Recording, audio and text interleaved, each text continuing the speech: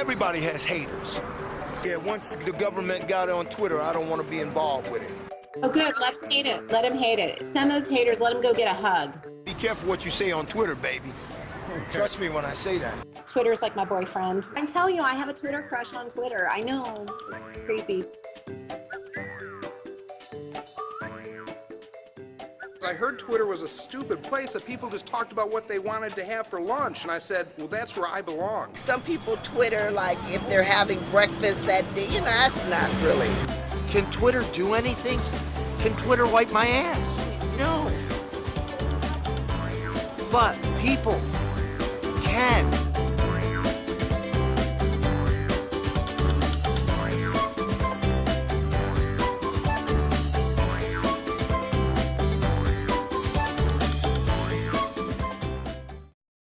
I think that what the internet allows you to do is really not very different from what you do in real life. I think what a lot of people do on the internet is an extension. They fashion a persona.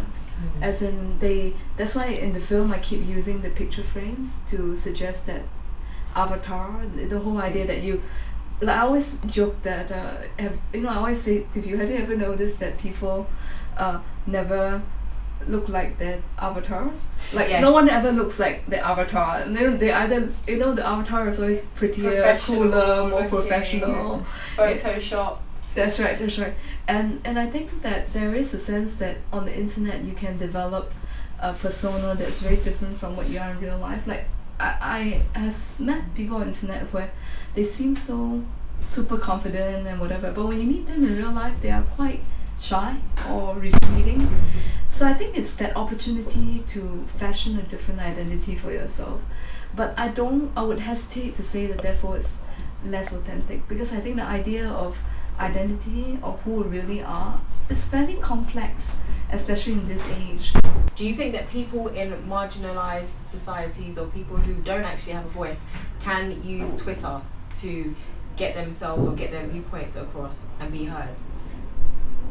I think potentially they can. I think that I've seen quite a few examples on Twitter where I think the homelessness story in the US is an example. I don't think this is exactly the same phenomenon, but homelessness is quite a big social problem in the US, and at the same time it's a problem that no one feels comfortable talking about.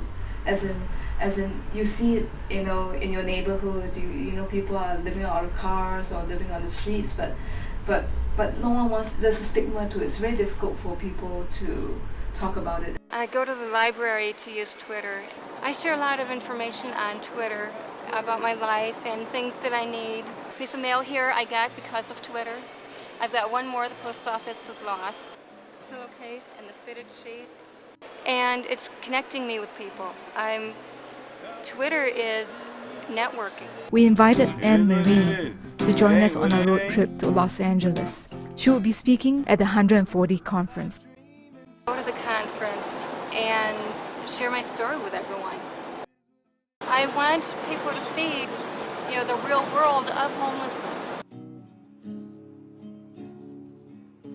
Hello there, Twitterverse. Where you going? Getting to know Anne-Marie made me think more deeply about how our real-time connections shape our identity.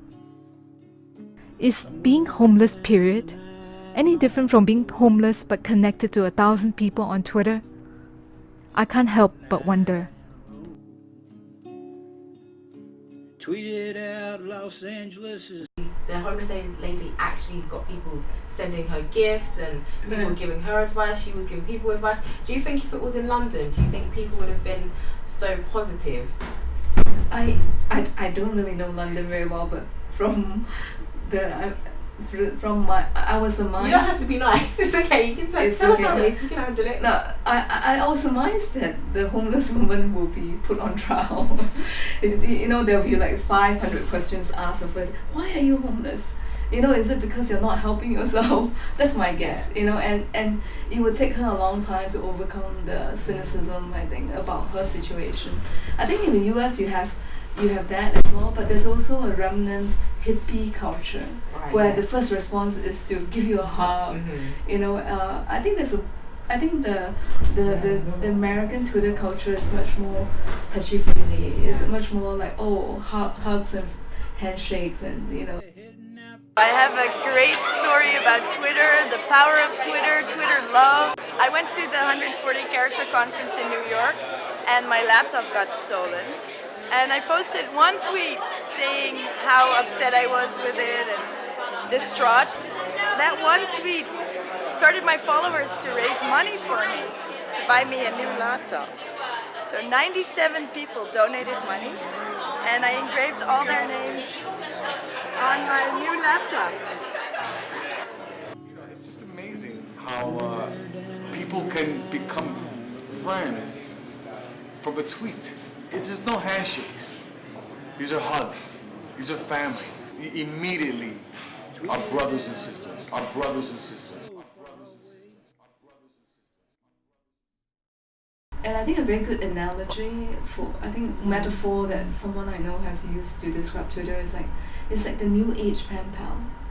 So in the sense that, except it's in tweets, so I find that my relationships with people on Twitter are quite different. As in, for example, I will tweet with them for a year and a half, then I meet them once, and then I don't talk to them again. And be careful what you say on Twitter, baby.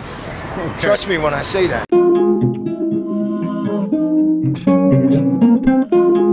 And why do you want a Twitter account? What do you want so to do? then I can, like, talk to people that I don't know. Everybody's a little bit of celebrity on Twitter, and that's the beauty of it. It gives everybody a voice. And I am not a terrorist. As a legal prostitute, I love Twitter. Guaranteed that when a major event happens, it could be dealing with trading or just a global economic event, almost always I find it on Twitter before I find it on any other news source.